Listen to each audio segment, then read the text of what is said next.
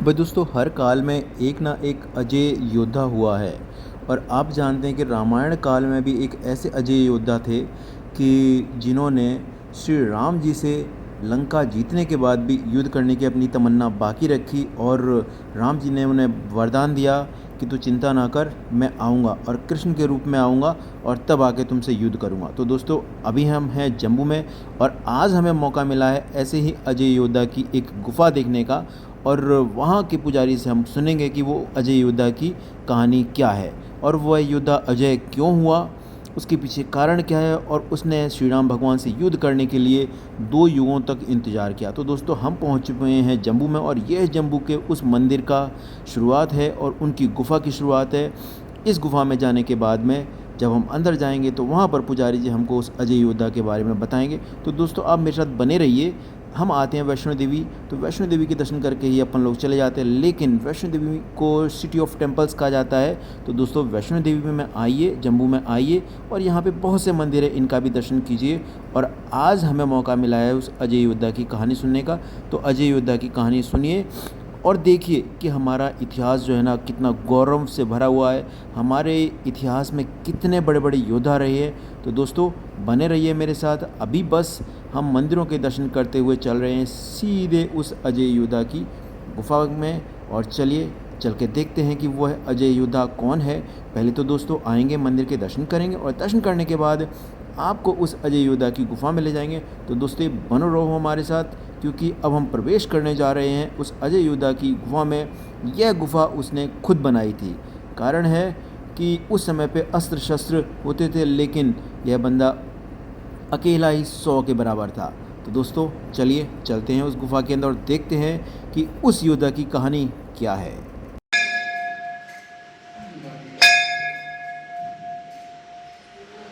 भैया, इंस्ट्रक्शन बिल्कुल साफ लिखी हुई कि रेलिंग पकड़ के उतरे।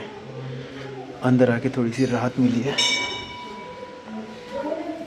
अरे वाह,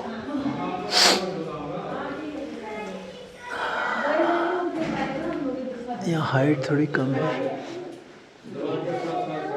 नवदुर्गा, पहला दर्शन आप शंभु गुफा का, दूसरा दर्शन जामवंत गुफा का, तीसरा नवदुर्गा। यहाँ आएंगे तो पहले जो है ना, पहला आप शंभु गुफा, दूसरा जामवंत गुफा और तीसरा दर्शन दुर्गा गुफा का करना पड़ेगा। पहले शंभु गुफा। लंका में युद्ध करने के बाद अयोध्या नगरी में लौटे श्री राम जी ने सभी को कहा, आपकी जो जो इच्छा है मांगे, मैं आपकी इच्छा पूर्ण करूं। सभी की इच्छा पूर्ण हुई। जामवंत ने कहा, मेरी युद्ध करने की इच्छा है। उन्होंने कहा, किसके साथ युद्ध करोगे? हमारा युद्ध समाप्त हो गया। उन्होंने कहा, मैं आपके साथ युद्ध करूंगा, श्री राम के साथ। श्री राम जी ने कहा, इस युग में नहीं, मैं कृष्ण के अवतार में आऊंगा। आपकी इच्छा में पूर्ण करूंगा। भगवान शिव की तपस्या करो। जामवंत जी स्थान ढूंढते आ रहे थे जिसको जम्मू तवी कहते हैं ना, तवी के किनारे एक शेर थे, बकरी दोनों साल इकट्ठे पानी पी रहे थे। जामवंत ने सोचा, सभी से पवित्र स्थान मेरे के लिए चाहिए। जामवंत ने अपनी शक्ति से रास्ता बनाया गुफा के अंदर आने के लिए। यहाँ पर बैठ के तपस्या के भगवान शंकर प्रकट हो गए। इन्होंने कहा, जामवंत जी और रास्ता बनाओ अमरनाथ के लिए।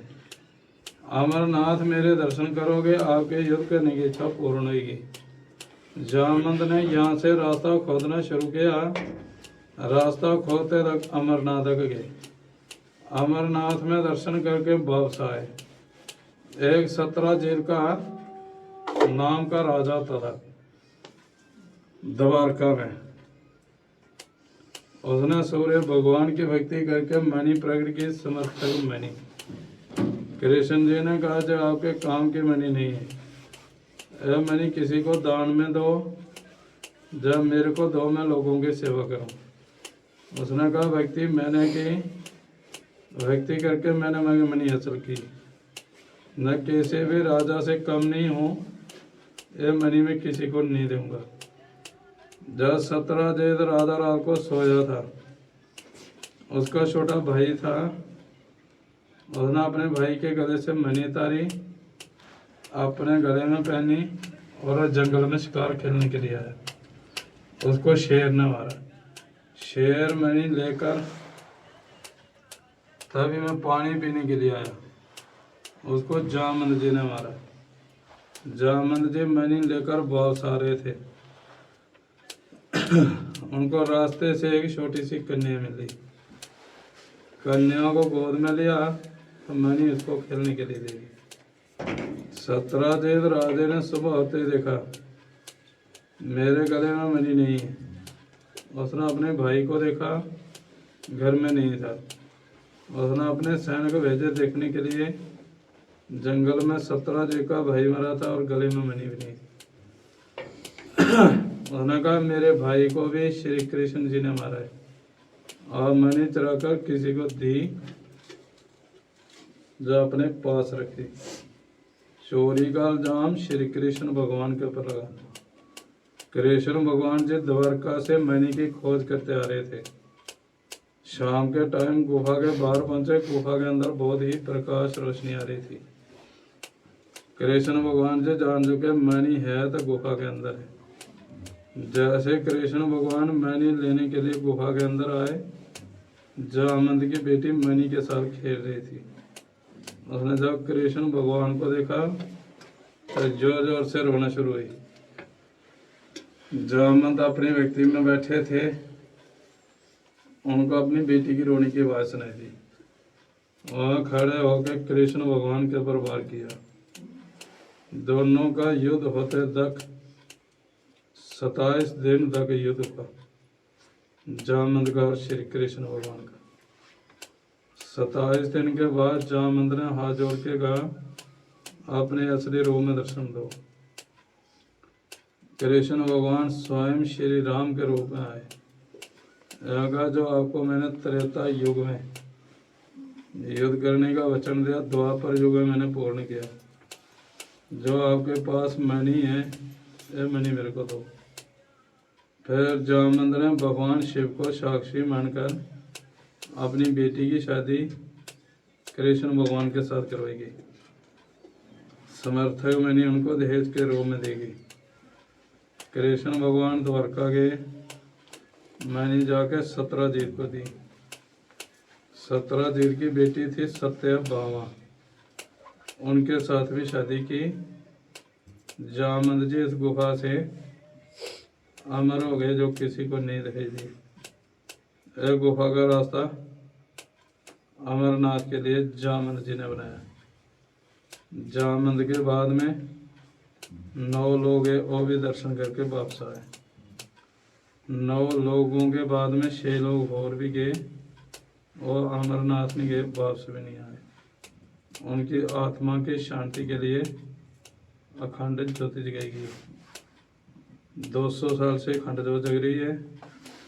200 साल से गुफा पत्थर लगाकर बंद की है। 300 किलोमीटर का रास्ता है जो डायरेक्ट अमरनाथ जाता है। जामंद ने तपस्या की। शंकर भगवान प्रकट हैं। एक मुख्य रुद्राक्ष के रूप में जामंद को दर्शन दिए। इसलिए इसको कहते हैं जामंद शिव गुफा। जगह का नाम पीर खो। पीर मैंने गुरु होता है, खो मैंने गुफा है। जहाँ पर आप लोग खड़े हो, जहाँ पर ये जामंद का कृष्ण का युद्ध हुआ है 27 दिन तक। जहाँ पर ही जामंद ने त्रेता युग द्वापर में पूरी ही एक युग तक तपस्या की है। तब भगवान शंकर प्रकट हो गए, जामंद को दर्शन दिए हैं। इस गुफा के अंदर मेन टेम्पल है जो भगवान शिव का है। ये गुफा किसी के इंसान हुई बनी नहीं है। ये गुफा जामंद भगवान जी ने बनाई और इनके जहाँ आप लोग दर्शन करने के लिए। बोलो शंकर भगवान की जय।